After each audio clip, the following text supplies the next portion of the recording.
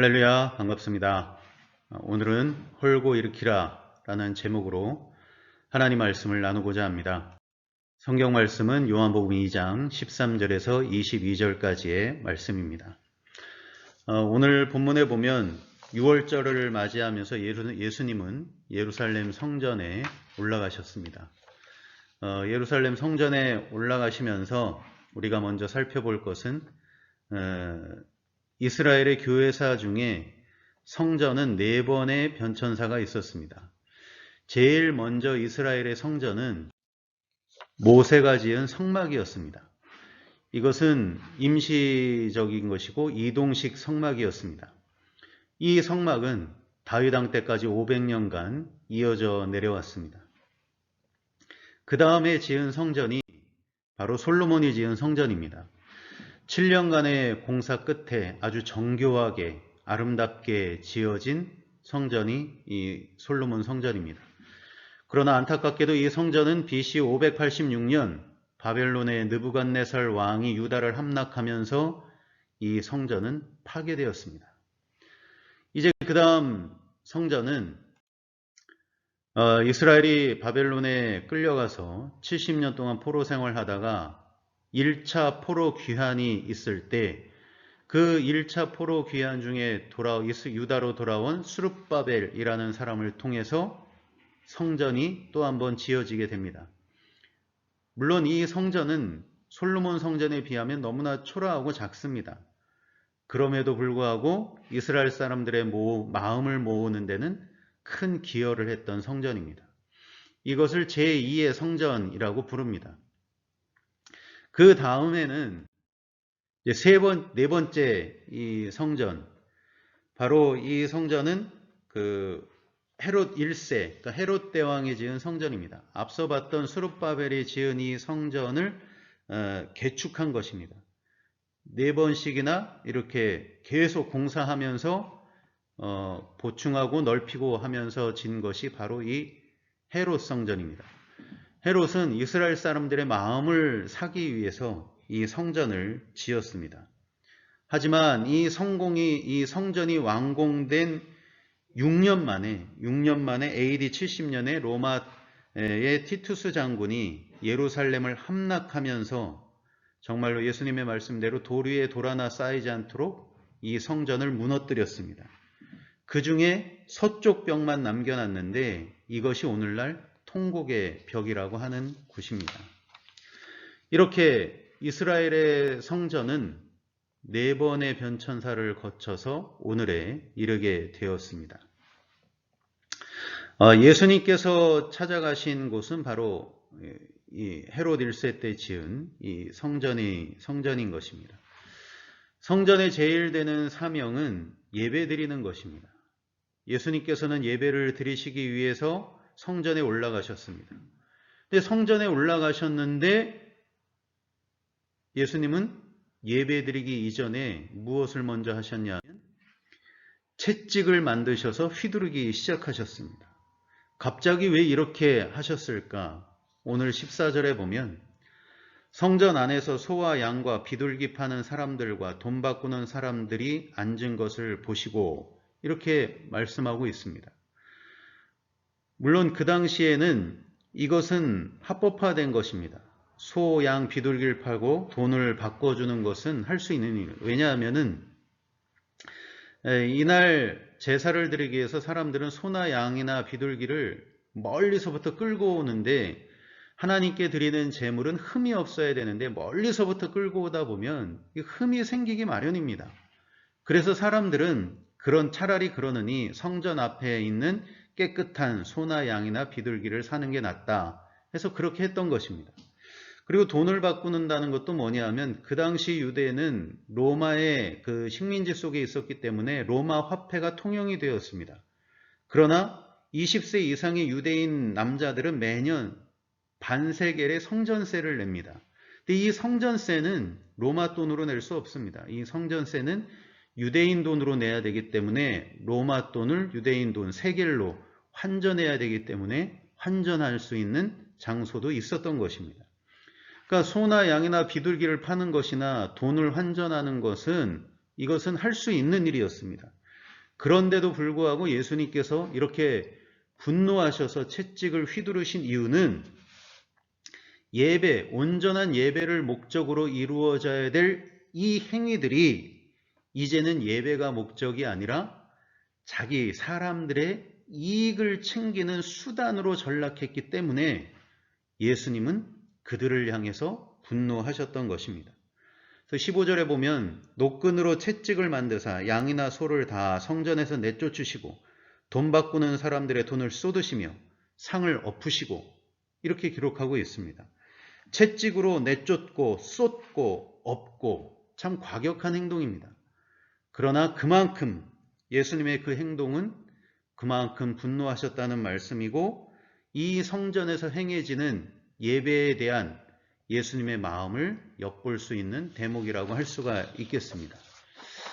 그렇다면 여러분, 예수님께서는 왜 이렇게까지 분노하시는 것일까 하는 것입니다.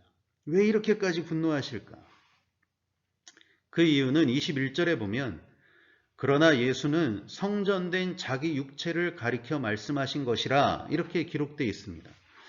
예수님께서 이렇게까지 분노하신 이유는 이 성전이 바로 예수님이시기 때문입니다.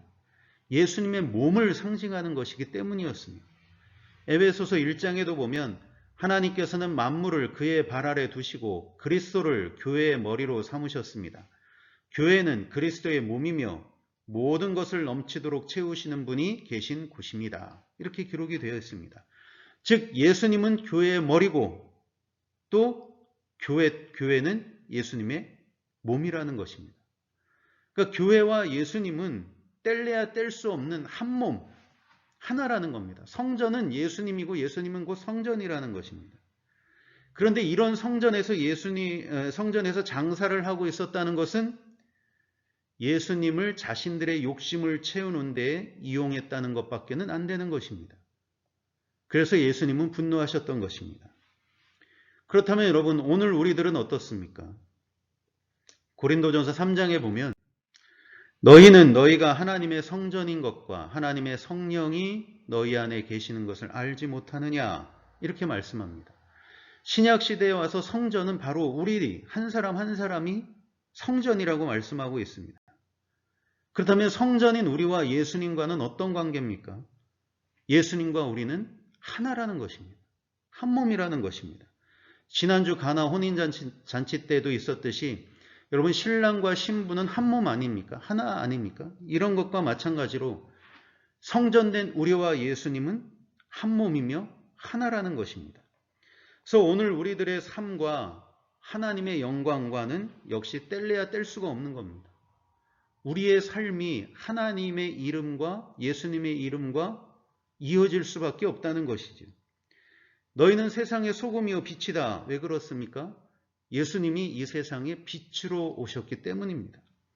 그래서 예수님과 성전인 우리들은 결국은 한 몸이라는 걸 알 수 있습니다. 그러면 성전된 우리가 살아가야 할 이 방식은 무엇인가 하는 것입니다. 예수님과 함께 살아야 되는 우리들은 어떻게 살아갈 수 있을까? 이 고린도전서 3장 16절 이어 바로 17절에 이렇게 말씀이 기록되어 있습니다. 누구든지 하나님의 성전을 더럽히면 하나님이 그 사람을 멸하시리라. 하나님의 성전은 거룩하니 너희도 그러하니라. 이렇게 기록이 되어 있습니다. 여러분, 성전인 우리들이 살아가는 방식은 거룩입니다. 거룩하게 살아가라고 성경은 말씀하고 있습니다. 그러면 오늘 이 17절의 말씀을 볼 때 거룩한 삶은 어떤 삶이라고 우리가 말할 수 있겠습니까? 거룩한 삶은 한마디로 나를 더럽히지 않는 삶입니다. 나를 더럽히지 않는 삶. 육체나 마음이나 정신이나 영혼을 더럽히지 않는 삶이 거룩한 삶입니다. 여러분, 더럽혀진다는 것은 별게 아닙니다. 더럽혀진다는 것은 성전인 우리들에게 예수님이, 하나님이 계시지 않으면 그 순간 성전인 우리들은 더럽혀지는 것입니다. 우리 안에 예수님이 계시지 않는 것 그 자체가 벌써 세상에 물들게 된다는 것입니다. 앞서 말씀드렸듯이 소나 양이나 비둘기를 팔고 돈을 환전하는 것은 그 목적이 온전한 예배를 위한 목적이었습니다. 그런데 어느 순간부터인지 사람들은 이 예배가 하나님을 향한 예배가 아니라 자신들의 욕심을 채우는 수단과 방편으로 이 예배를 이용하게 되었다는 것입니다. 같은 예배인데 이 사람들 역시 어제나 오늘이나 여전히 드리는 예배긴 예배인데 무엇이 다르냐? 예전에는 하나님이 목적이고 하나님을 향한 예배였다면 지금은 자신들의 이익이 목적인 자신들을 위한 예배가 되었다는 것입니다. 바로 이것입니다. 내가 드리는 예배에 하나님이 계시느냐 아니면 내가 있느냐, 여기서 그 사람은 더럽혀지느냐 아니냐 차이가 난다는 것입니다. 여러분, 우리는 가룟 유다를 압니다. 가룟 유다는 예수님의 제자였습니다. 그러나 가룟 유다에게 예수님이 제자라는 것은 허울 뿐이었고 가룟 유다가 정말 관심 있었던 것은 돈이었습니다. 아무리 제자라고 말한다 하더라도 그 마음에 예수님이 없으면 실상 그는 예수님의 제자가 아닌 것입니다. 오히려 그는 돈의 제자였던 것이지요. 가룟 유다나 장사하는 사람들이나 이것은 그들의 얘기가 아니라 바로 우리들의 얘기입니다. 우리들은 예수님을 떠나지 않습니다. 저는 함께 예배드리는 우리 모두가 훗날 천국에서 다시 만나기를 소망합니다. 천국에서 다시 만날 줄을 믿습니다. 그러나 때로는 우리가 살아가면서 순간순간 우리 마음에서 예수님을 잠시 가릴 때가 있다는 것입니다. 여러분, 다윗 왕이 하나님을 떠났나요? 아닙니다. 다윗 왕은 하나님을 성실히 섬긴 사람 중에 아주 대표적인 사람입니다. 그런데 이 사람 역시 하나님을 잠시 가리울 때가 있었습니다. 그가 왕이 되어서 자신의 부하 우리아의 아내 밧세바를 범할 때였습니다. 그 순간 다윗에게 하나님은 계시지 않았습니다. 하나님이 계시지 않은 그는 그렇게 더럽혀질 수밖에 없었습니다. 요셉은 어떻습니까? 요셉은 보디발의 아내가 유혹해 왔을 때 그 유혹의 덫을 빠져나왔습니다.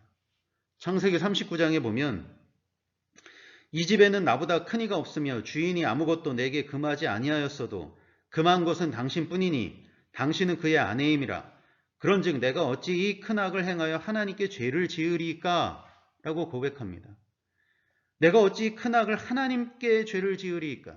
여러분, 다윗과 요셉의 차이를 아시겠죠? 다윗은 믿음이 없어서 유혹에 빠졌고 요셉은 믿음이 대단해서 유혹을 이겨낸 것인가? 그것이 아니라는 것입니다. 두 분 다 굉장한 믿음을 가진 사람들입니다. 심지어 다윗은 하나님께로부터 이는 내 마음에 합당한 자라는 대단한 칭찬까지 받은 사람입니다. 그럼에도 불구하고 그런 사람이 시험과 유혹에 든 것은 바로 그 순간 성전인 다윗에게는 하나님이 계시지 않았고 성전인 요셉에게는 여전히 하나님이 계셨다는 것, 그 차이뿐이었습니다. 여러분, 목사건 장로건 권사건 집사건 상관없습니다. 나이가 많고 적음이 상관이 없습니다. 누구에게나 있을 수 있는 일이고 누구나 겪을 수 있는 일입니다. 그래서 저 장사하는 사람들이나 가룟 유다나 다윗, 이들이 남이 아니라 바로 우리들이 될 수 있다는 것입니다. 그렇다면 여러분, 우리들은 어떻게 하면, 그리고 무엇으로 우리들은 더럽혀지지 않을 수 있을까요? 어떻게 하면 성전인 우리 가운데 주님을 모시고 살 수 있을까요? 예수님께서 성전 뜰에서 장사하는 모든 사람을 내쫓으시니까 유대인들이 예수님께 물어봅니다.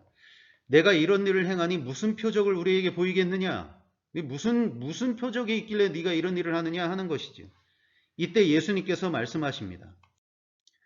예수께서 대답하여 이르시되 너희가 이 성전을 헐라 내가 사흘 동안에 일으키리라, 이렇게 말씀하십니다.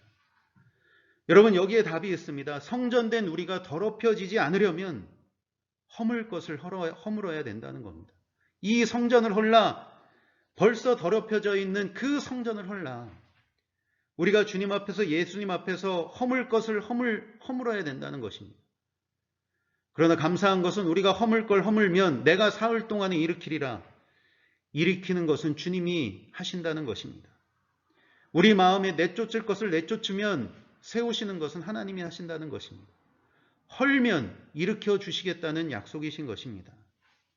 그러면 우리들은 무엇으로 이것을 헐고 무엇으로 내쫓을까요?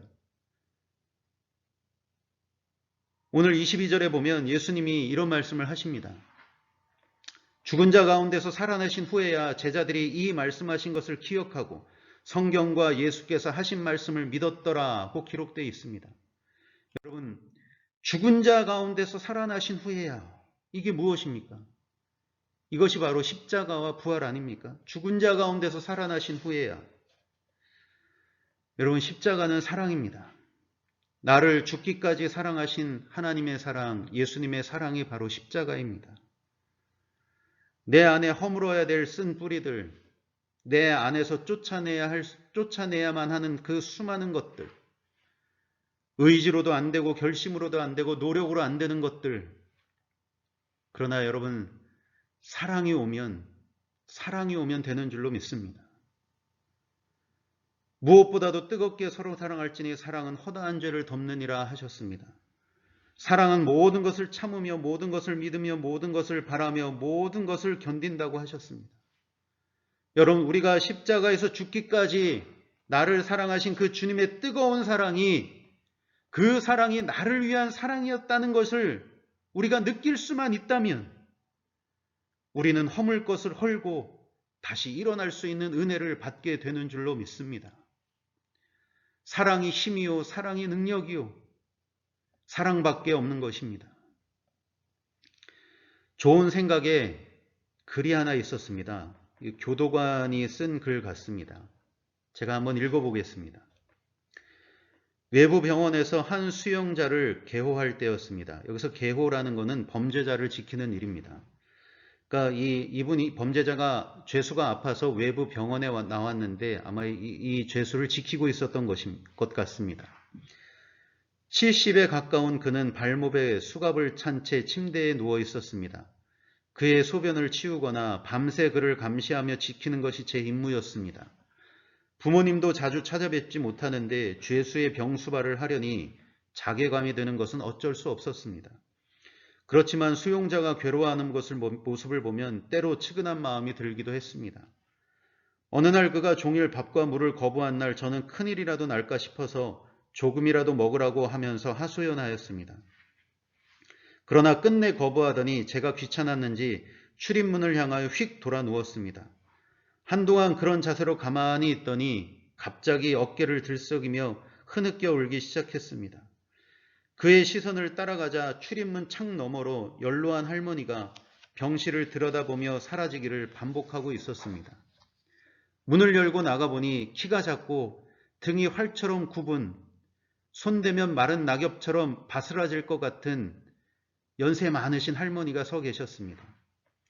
할머니는 힘없는 종아리로 까치발을 들어 잠시 병실을 들여다보다가 힘이 풀리면 발바닥을 바닥에 붙였습니다.